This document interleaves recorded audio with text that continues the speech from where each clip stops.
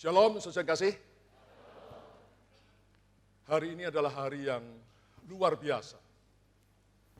Karena 2000 tahun yang lalu, Tuhan kita, Yesus Kristus, telah mati di atas kayu salib dengan penderitaan maha dahsyat.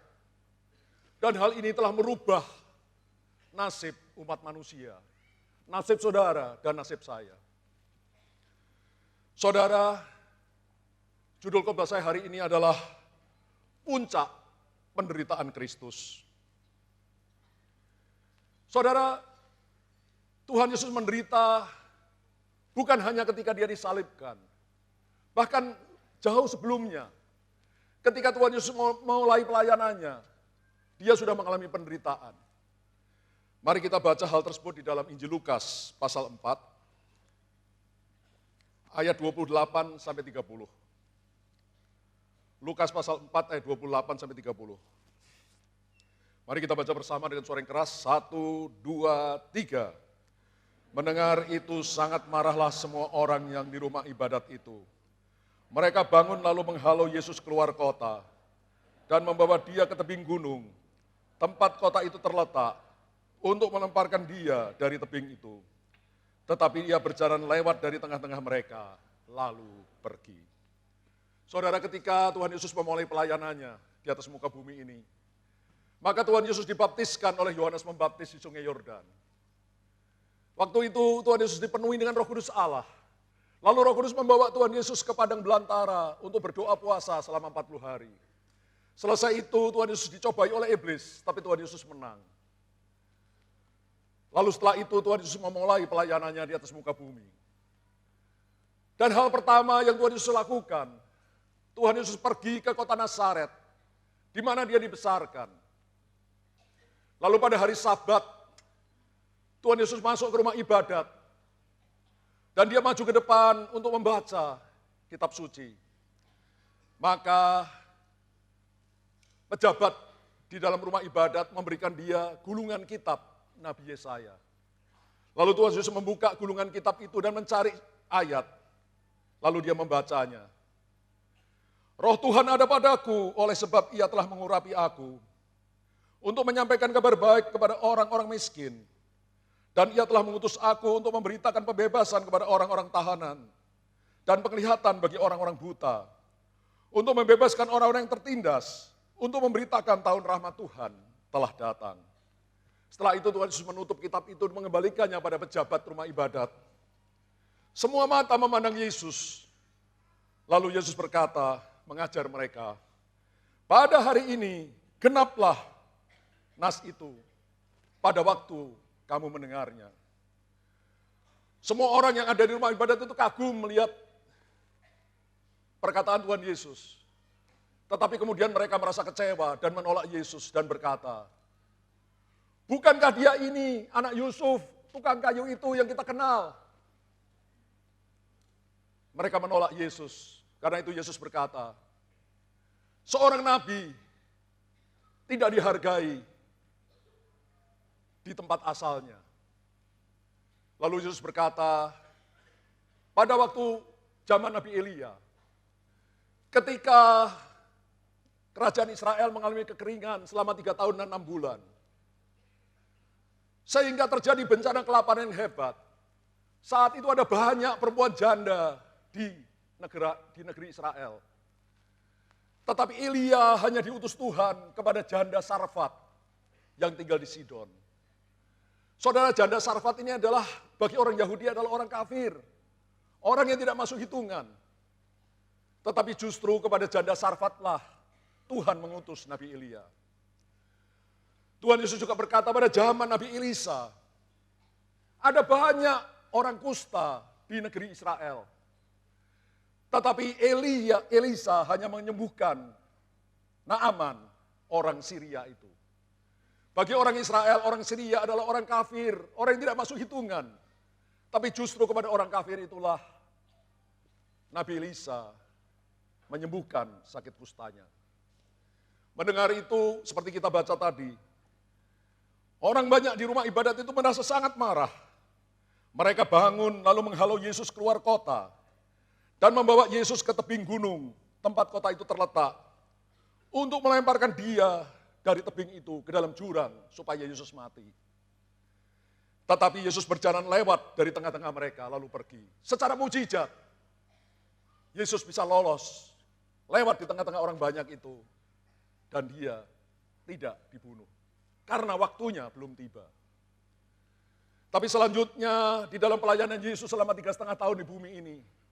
Berkali-kali dia dihina, difitnah, diolok-olok. Bahkan berkali-kali dia mau dirajam dengan batu, mau dibunuh. Tetapi tidak berhasil karena waktunya belum tiba. Tapi ketika waktunya tiba untuk Yesus harus mati di atas kayu salib, maka Yesus bisa ditangkap. Pada malam setelah Yesus dan murid-muridnya merayakan Paskah di kamar loteng Yerusalem, Yesus dan murid-muridnya pergi ke Taman Getsemani. Dan di sana oleh pengkhianatan Yudas, Yesus ditangkap oleh pengawal-pengawal bait Allah. Lalu dia dibelenggu, diseret ke depan imam besar. Lalu Yesus mulai diadili, dia diolok-olok, dia diludahi, dia dipukuli, janggutnya dicabut. Siapakah Tuhan Yesus itu? Dia adalah Allah pencipta langit dan bumi, tetapi dia dihina, diolok-olok, disiksa, dianiaya oleh makhluk ciptaannya. Lalu orang-orang Yahudi menjatuhkan hukuman mati pada Tuhan Yesus. Tetapi karena waktu itu mereka ada dalam penjajahan bangsa Romawi, mereka tidak berhak membunuh seseorang. Karena itu Yesus diseret ke depan Pontius Pilatus, gubernur Romawi yang ada di kota Yerusalem saat itu. Dan ketika Pontius Pilatus mengadili Yesus, dia tidak menemukan kesalahan Yesus. Dia tahu bahwa Yesus dianiaya, diserahkan pada dia karena para ahli Taurat, imam besar iri hati pada Yesus. Karena itu Pontius Pilatus menyuruh serdadu-serdadunya untuk menyiksa Yesus. Maksudnya setelah Yesus disiksa, mungkin orang Yahudi merasa sudah cukup sehingga Yesus dibebaskan. Serdadu Romawi melepaskan jubah Yesus, mengikat Yesus di sebuah tonggak yang kecil. Lalu serdadu Romawi dengan cambuk yang bercabang 3. Yang di ujungnya diikat tulang-tulang hewan yang sangat tajam. Yang di ujungnya diikat logam-logam yang sangat tajam. Maka serdadu Romawi mulai mencabuki Yesus. Saudara, banyak orang ketika dicambuki seperti itu, mereka mati saat dicambuki. Kenapa? Karena begitu cambuk dihunjamkan, maka potongan besi, potongan tulang itu akan menancap ke tubuh seseorang. Dan ketika dicabut, maka daging dan kulit akan tercerabut, saudara. Dan kalau itu terkena ke dalam perut, lalu dicabut, tidak jarang kulit perut ini lobek, usus akan keluar, sehingga orang mati ketika dicambuki. Tubuh Yesus hancur lebur akibat penyambukan yang sangat kejam. Lalu para serdadu Romawi memasang mahkota duri dari ranting-ranting pohon yang sangat tajam duri-durinya. Dibuat seperti sebuah topi, dipasang di kepala Yesus, lalu dipukul dengan tongkat supaya mahkota duri itu masuk ke dalam kepala Yesus. Saya dengan istri pernah pergi ke Yerusalem. Di gereja doa Bapa Kami, di halamannya ada sebuah pohon yang berduri, rantingnya sangat berduri tajam. Yang dikatakan ini ranting yang dipakai untuk membuat mahkota duri. Saya coba, saudara, mematahkan satu durinya. Tidak bisa, saudara. Panjang dan sangat tajam. Jari-jari saya sampai tertusuk, saudara. Begitu tajam, saya bisa bayangkan betapa menderitanya Yesus. Ketika duri-duri seperti itu dipasang di kepalanya, lalu dipukul, kepala Yesus berlumuran darah. Karena duri-duri yang sangat tajam itu menusuk kulit kepalanya. Setelah itu Yesus dihadapkan kepada orang banyak. Dan Pontius Pilatus berkata, "Lihat orang ini. Aku tidak menemukan kesalahan pada orang ini. Harus kau apakan dia?" Orang banyak yang sudah dihasut oleh imam-imam besar berkata, "Dia harus mati. Salibkan dia, salibkan dia." Tapi Pontius Pilatus berkata, "Aku tidak menemukan kesalahan atas orang ini. Dia sudah kusiksa, kuaniaya, sekarang lepaskan dia." "Tidak, salibkan dia, salibkan dia." Maka Pontius Pilatus mengambil sebuah semacam panci, diisi air, Lalu dia membasuh tangannya di panci itu. Dan dia berkata, aku tidak bersalah atas darah orang ini. Orang-orang Yahudi dengan sombong berkata, biarlah darahnya tertumpah atas kami dan atas keturunan kami. Saudara, waktu itu mereka merasa hebat. Tapi ucapan yang demikian, itu menimbulkan dampak yang sangat-sangat mengerikan. Biarlah darahnya tertumpah atas kami dan keturunan kami. Darah orang yang tidak bersalah ini. 40 tahun kemudian, tahun 70 Masehi, sejarah mencatat, bangsa Yahudi berontak melawan bangsa Romawi yang menjajahnya. Maka tentara Romawi mengepung kota Yerusalem selama berbulan-bulan.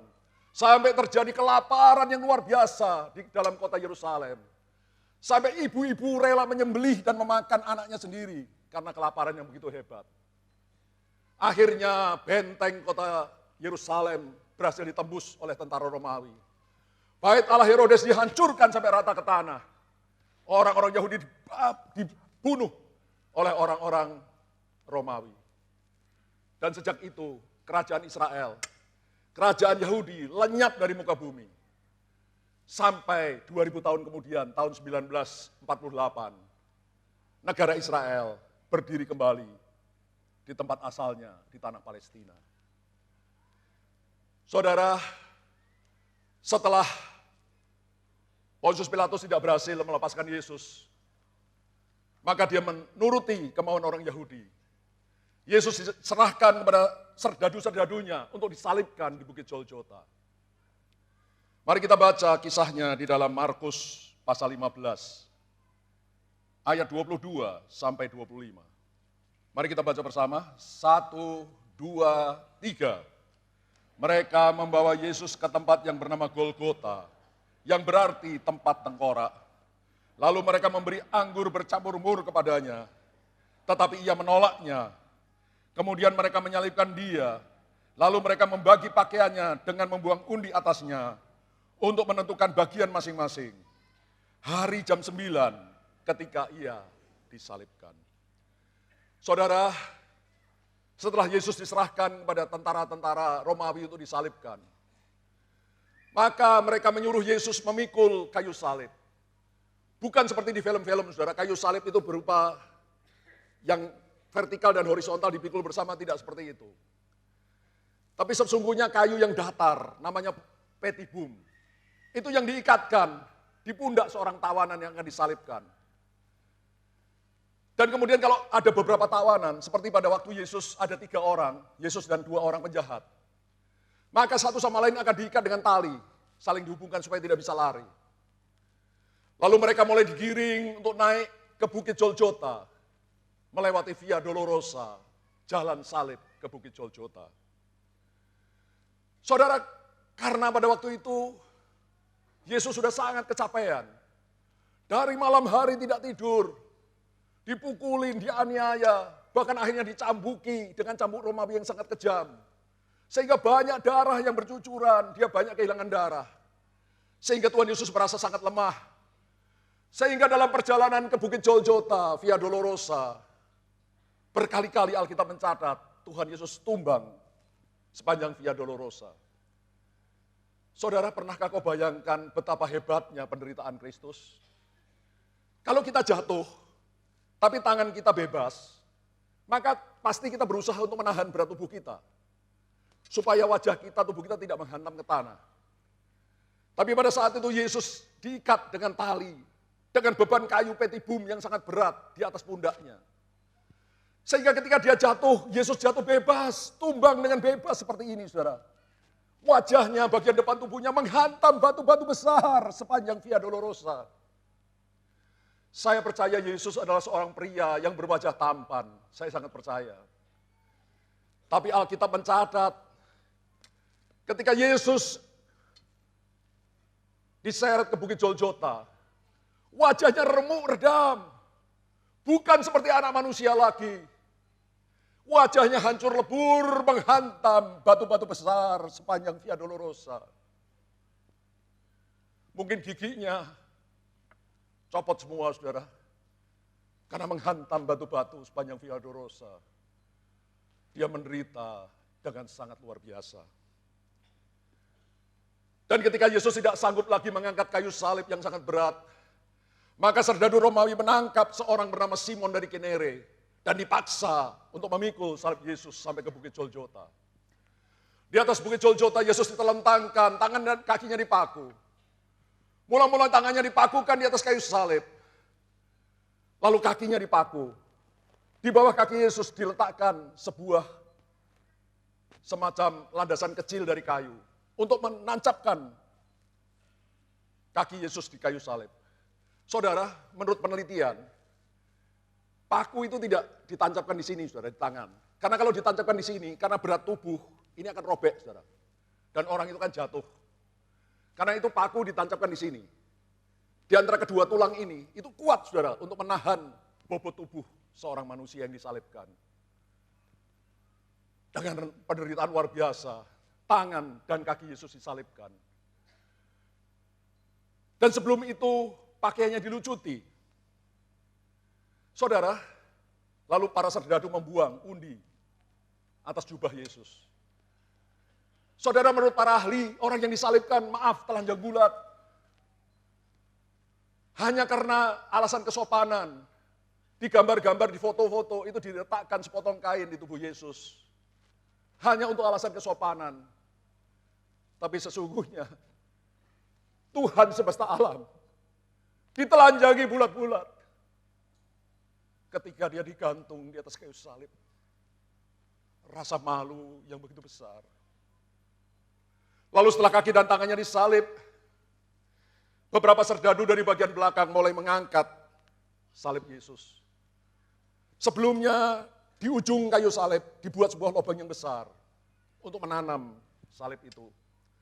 Lalu beberapa serdadu dari depan dengan tali, dia mulai mengerek salib Yesus. Sehingga salibnya itu mulai tegak. Dan pada satu sudut tertentu, maka kayu salib itu mendebam masuk ke dalam lubang itu. Bisakah kau bayangkan, saudara? Betapa sakitnya Tuhan Yesus saat itu. Tangan kakinya dipaku dengan paku yang besar. Dan ketika kayu salib itu berdebam masuk ke dalam lubang, saya percaya Yesus menjerit. Mungkin dia setengah pingsan karena sakitnya yang begitu luar biasa. Tadi dikatakan, Yesus disalib mulai jam 9 pagi. Dan Yesus mati sekitar jam 3 sore. Artinya selama 6 jam Yesus tergantung di antara langit dan bumi. Menanggung kesakitan yang begitu dahsyat. Saudara, ahli mencatat, ada 2 posisi orang ketika disalibkan. Pertama, orang itu akan berusaha berdiri tegak. Dengan bertumpu pada kayu yang ada di kakinya dan paku besar yang menahan kakinya, menembus kakinya. Kakinya sangat sakit. Tetapi orang itu tidak bisa bertahan lama-lama, apalagi Yesus karena sudah sangat lemah. Maka pelan tapi pasti Tuhan Yesus mulai merosot tubuhnya di kayu salib. Saudara, bisakah kau bayangkan? Saat itu punggung Yesus sudah hancur lebur karena cambuk serdadu Romawi. Saudara, kalau engkau lecet sedikit saja, lalu lecetmu disentuh, engkau ceria kesakitan. Ini punggung Yesus hancur lebur akibat cambuk yang begitu kejam. Dan ketika tubuh Yesus mulai merosot di atas kayu salib, luka-luka di punggung Yesus tergeser ke atas kayu salib yang kasar. Bisakah kau bayangkan rasanya? Enggak kebayang, saudara. Dia tergantung seperti ini, dengan bobot badan ditahan terutama oleh paku-paku besar di kedua tangannya. Tapi posisi seperti ini tidak bisa lama-lama, karena Yesus akan mengalami sesak napas. Mau tidak mau dia akan memaksakan dirinya dengan sekuat tenaga. Bertumbuh pada kakinya, dia akan bangkit lagi menegakkan badannya. Kesakitan yang luar biasa di kakinya. Dan kembali punggungnya yang sudah hancur bergeser-geser di atas kayu salib yang kasar. Sampai dia bisa tegak kembali. Tapi dia tidak lama bisa tegak kembali. Karena tubuhnya sudah sangat lemah. Lambat tetapi pasti Yesus akan kembali merorot tubuhnya. Kembali kedua tangannya sangat sakit menahan bobot badannya. Dan punggungnya yang hancur bergeser kembali di atas kayu salib yang kasar. Dan hal itu terjadi berkali-kali. Selama 6 jam. Dia tergantung dengan penderitaan maha dahsyat di atas kayu salib. Saudara, banyak orang Kristen mengira Yesus penderitaannya itu ringan. Tapi ketika kita mengerti kebenaran, tidak tergambarkan, tidak terbayangkan. Penderitaan dan rasa sakit yang ditanggung oleh Tuhan Yesus di atas kayu salib. Tidak tergambarkan sungguh-sungguh Tuhan, saudara. Di atas kayu salib, Yesus berseru, I'm thirsty, aku haus. Kenapa Yesus berkata begitu? Para ahli memperkirakan di atas kayu salib. Yesus mengalami demam tinggi. Saudara, Alkitab mencatat Yesus tidak pernah sakit, saudara. Tapi ketika di atas kayu salib, dia berlumuran dosa seisi dunia, dosa saudara, dosa saya. Sehingga penyakit mulai menyerbu tubuhnya. Lukanya yang sudah berjam-jam, luka parah tidak diobati, itu mulai infeksi. Dan menimbulkan demam tinggi. Sehingga Yesus merasa sangat kehausan. Di dalam Mazmur 22, Daud menuliskan penderitaan Yesus. Lidahku melekat pada langit-langit mulutku.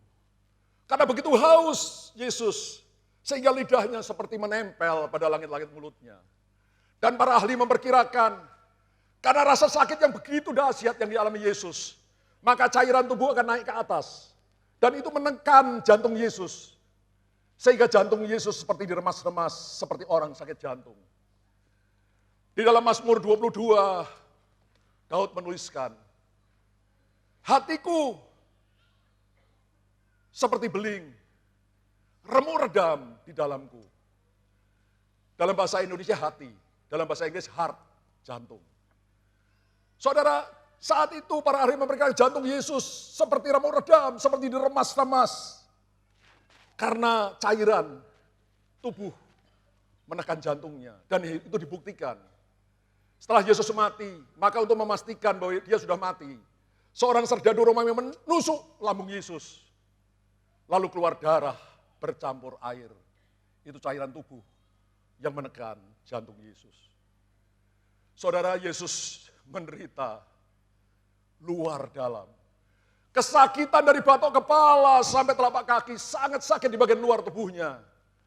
Di dalam tubuhnya dia menderita demam tinggi, sehingga dia merasa sangat kehausan. Bahkan jantungnya seperti diremas-remas. Sakit luar dan dalam. Dan pada puncak penderitaannya, Bapaknya memalingkan wajah dari Tuhan Yesus. Mari kita baca hal itu di dalam Markus pasal 15 ayat 33 sampai 38. Ya, saya tunggu sebentar. Sudah dapat? Mari kita baca. 1, 2, 3. Pada jam 12, kegelapan menutupi seluruh daerah itu dan berlangsung sampai jam 3. Dan pada jam 3 berserulah Yesus dengan suara nyaring. Eloi, Eloi, lama sabachthani. Yang berarti, Allahku, Allahku, mengapa engkau meninggalkan aku? Mendengar itu beberapa orang yang berdiri di situ berkata, lihat, ia memanggil Elia. Maka datanglah seorang dengan bunga karang, mencelupkannya ke dalam anggur asam, lalu mencucukkannya pada sebatang buluh, dan memberi Yesus minum serta berkata, baiklah kita tunggu dan melihat, apakah Elia datang untuk menurunkan dia? Lalu berserulah Yesus dengan suara nyaring dan menyerahkan nyawanya. Ketika itu tabir bait suci terbelah dua, dari atas sampai ke bawah. Katakan, amin. Saudara, kita tahu Yesus disalibkan pada jam 9. Lalu mulai jam 12 siang, maka kegelapan mulai menutupi bumi, daerah itu. Lalu kira-kira pada jam 3 sore, Yesus berseru dengan suara yang nyaring, Eloi, Eloi, lama sabachthani, yang artinya, Allahku, Allahku, mengapa engkau meninggalkan aku? Lalu seseorang mengambil bunga karang, mencelupkan dalam anggur asam untuk memberi Yesus minum. Lalu Yesus menyerahkan nyawanya dan mati. Dan pada saat itu juga tirai bait suci yang menutupi ruang kudus dan maha kudus terbelah dua dari atas sampai ke bawah. Saudara, kalau di tengah penderitaan kita, di puncak kesakitan kita, masih ada kekasih kita yang menemani kita, maka rasa sakit itu masih sedikit terobati. Tapi kalau di puncak penderitaan kita, seperti pada waktu Yesus menderita, di puncak penderitaannya di kayu salib, Bapaknya memalingkan wajahnya dari Yesus. Karena pada saat itu, Yesus dan Bapa yang selalu satu, tidak pernah berpisah. Tapi di kayu salib, tubuh Yesus berlumuran dengan dosa seisi dunia, dosa saudara dan dosa saya. Membuat Bapa yang maha suci tidak bisa melihat tubuh anaknya yang berlumuran dosa. Sehingga Bapa harus memalingkan wajahnya. Dan di tengah penderitaan yang maha dahsyat, di puncak penderitaannya Yesus harus berseru, Eloi, Eloi, lama sabachthani. Ya Allahku, kenapa engkau meninggalkan aku? Saudara, bisakah kau bayangkan hal itu? Saya pernah sedikit mengalami penderitaan yang sangat menyakitkan. Yaitu puluhan tahun yang lalu ketika tangan kanan saya ini patah. Lalu harus dioperasi, dipasang pen, lalu di-scrub, saudara. Ketika saya sadar dari pembiusan, rasa sakitnya luar biasa. Sangat-sangat sakit, saudara. Saya tidak pernah merasakan sakit yang seperti itu.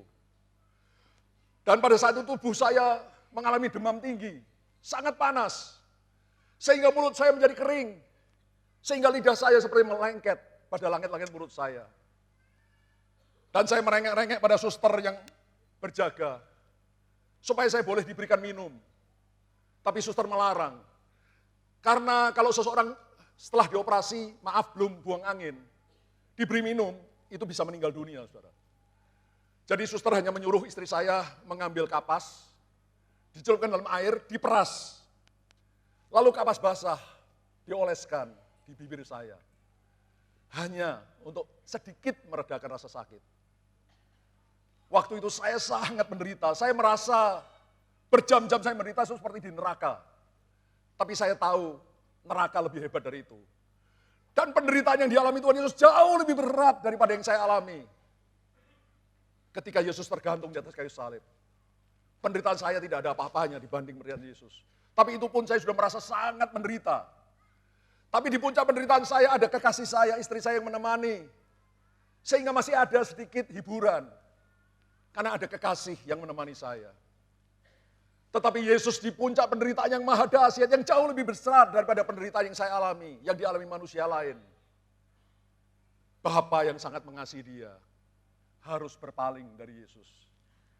Sehingga dia harus bertanya, Allahku, Allahku, mengapa engkau meninggalkan aku? Setelah itu, Yesus menyerahkan nyawanya kepada Bapaknya. Bapa, kepadamu kuserahkan nyawaku. Lalu Yesus mati. Dan pada saat itu juga tirai bait Allah yang menghubungkan ruang kudus dengan ruang maha kudus, hadirat Allah sendiri terbelah dua. Artinya, melalui kematian Yesus, jalan keselamatan umat manusia terbuka untuk menghampiri Allah. Saudara, pertanyaannya kenapa Yesus harus mati dengan penderitaan yang begitu hebat? Alkitab mencatat, karena tanpa penumpahan darah tidak ada pengampunan dosa. Kita yang berdosa yang seharusnya mati, lalu dibuang ke api neraka. Tapi Yesus yang mati. Yesus yang tidak berdosa, mati untuk menggantikan kita. Tetapi pertanyaan berikutnya, kenapa matinya harus begitu mengerikan?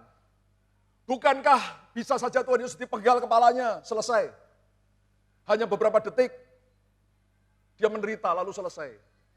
Kenapa dia harus menderita berjam-jam? Berjam-jam sebelumnya dari malam hari sampai jam 9 malam. Dari sejak ditangkap sampai ke Bukit Golgota, dia menderita dengan begitu hebat, dicambuki, jatuh berkali-kali di Via Dolorosa, mahkota duri, berjam-jam. Lalu selama 6 jam dia harus tergantung di atas kayu salib dengan kaki tangannya dipaku, dengan penderitaan yang luar biasa. Why it's like that? Kenapa harus seperti itu? Alkitab berkata, supaya oleh bilur-bilurnya kita disembuhkan. Saudara, akibat kejatuhan manusia di dalam dosa, maka ada kutuk dosa yang menimpa umat manusia. Kutuk kemiskinan, kutuk rasa malu. Di atas kayu salib, maaf, Yesus telanjang bulat, tidak ada satu benda pun menempel pada tubuhnya. Dia miskin semiskin-miskinnya. Di atas kayu salib Yesus dipermalukan. Kutuk dosa menimbulkan rasa malu yang dahsyat. Yesus, Sang Raja, Pencipta semesta alam, dipermalukan, ditelanjangi bulat-bulat di atas kayu salib. Kenapa? Untuk menebus kutuk dosa kita. Bukan hanya itu, dia mengalami sakit yang luar biasa. Dari batok kepala sampai telapak kaki tidak ada 1 senti, 1 inci pun tubuhnya, kulit tubuhnya yang tidak terluka. Semuanya luka parah. Bahkan bukan hanya di luar tubuh, di dalam tubuh dia mengalami demam tinggi, kehausan yang luar biasa. Bahkan jantungnya seperti diremas-remas. Seperti orang mengalami sakit jantung yang sangat menyakitkan. Yesus tersiksa, disiksa luar dan dalam. Kenapa? Supaya kutuk dosa, sakit penyakit dihapuskan oleh Yesus. Bukan hanya itu, dia diolok-olok selama 6 jam tergantung di kayu salib. Orang yang lalu lalang mengolok-olok dia dan berkata, kalau engkau sungguh anak Allah, turun dari kayu salib, kami akan percaya kepadamu. Orang yang lewat lalu lalang mentertawakan dia. Dipermalukan, ditertawakan, diolok-olok, dihina, dihujat. Dan di puncak penderitaannya, kekasih Bapaknya yang selalu bersama dengan dia, yang tidak pernah terpisah dari kekal sampai kekal. Harus memalingkan wajah dari Yesus. Karena saat itu tubuh Yesus berlumuran dosa seisi dunia. Dosa saudara dan dosa saya. Saudara, supaya lebih jelas, mari kita baca Injil Yohanes pasal 19 ayat 30. Yohanes 19 ayat 30. Mari kita baca bersama, 1, 2, 3. Sesudah Yesus meminum anggur asam itu, berkatalah dia, sudah selesai. Lalu ia menundukkan kepalanya dan menyerahkan nyawanya. Saudara, pada kira-kira jam 3, setelah Yesus berseru, Eloi, Eloi, lama sabachthani. Lalu seseorang mencoba memberikan minum kepada Yesus. Lalu Yesus berkata, berseru, sudah selesai. Lalu dia menyerahkan nyawanya kepada Bapaknya. Kata sudah selesai, bahasa aslinya, Alkitab Perjanjian Baru. Bahasa Yunani adalah tetelestai. Tetelestai artinya sudah lunas terbayar. Apanya yang sudah lunas terbayar? Hutang dosamu dan hutang dosaku. Sudah lunas terbayar di atas kayu salib. Sehingga kita tidak perlu lagi membayar hutang dosa kita dengan mati di atas kayu salib dan kemudian dilempar ke dalam neraka. Kata sudah selesai, karena Yesus sudah selesai menanggung kutuk-kutuk dosa manusia. Kutuk kemiskinan, kutuk rasa malu yang luar biasa, kutuk sakit penyakit luar dan dalam, kutuk penolakan, penghinaan, fitnahan, dan kutuk ditinggalkan oleh orang lain. Saudara, karena Yesus sudah menebus kita dari kutuk-kutuk dosa, maka kita bisa berkata, ya Bapa, berkati aku. Kalau sudah dalam kemiskinan yang mendalam, saudara sangat menderita dalam kemiskinan. Ketahuilah sesungguhnya dia sudah menanggung kutuk dosa, yaitu kutuk kemiskinan sudah ditanggung di atas. Untuk menebus kita dari kutuk hukum Taurat. Sehingga kutuk hukum Taurat tidak perlu menguasai kita. Dan bahkan Tuhan Yesus membuka jalan keselamatan bagi kita. Pada waktu Yesus mengembuskan nafasnya di atas kayu salib, Alkitab mencatat, tirai bait Allah terbelah dua dari atas ke bawah. Artinya jalan keselamatan pada Allah sudah terbuka lebar. Saudara dan saya sudah menerima Yesus, sudah menerima anugerah keselamatan. Sekarang tugas kita, pegang keselamatan untuk rat-rat. Pegang anugerah keselamatan yang sudah Tuhan Yesus berikan pada kita dengan harga yang sangat mahal. Jangan pernah memainkan keselamatan itu. Kalau kadang-kadang kita berdosa, cepat bertobat, minta ampun, berbalik lagi, pegang lagi anugerah keselamatan. Jangan pernah kau lepaskan. Karena Tuhan Yesus sudah menyelesaikan semuanya di atas kayu salib. Sekarang tinggal bagian saudara dan bagian saya. Untuk finishing well. Menyelesaikan perjalanan keselamatan kita dengan sempurna. Jalan keselamatan sudah dibuka. Keselamatan sudah dianugerahkan pada kita. Tugas kita hanya memegang itu erat-erat. Terus kadang-kadang ada godaan, ada cobaan. Kalau saudara jatuh, cepat berdiri lagi. Kembali, pegang erat-erat kayu salib keselamatan itu. Sampai dia datang kedua kalinya untuk menjemput gerejanya. Atau sampai kita meninggal dunia. Dan kalau sampai saat terakhir kita tetap berpegang pada keselamatan itu, maka dipastikan 1000% saudara dan saya pasti berakhir dalam kerajaan surga. Karena Tuhan Yesus sudah selesai membayar harganya dan melakukan semua tugasnya untuk keselamatan kita. Berikan tepuk tangan bagi Tuhan.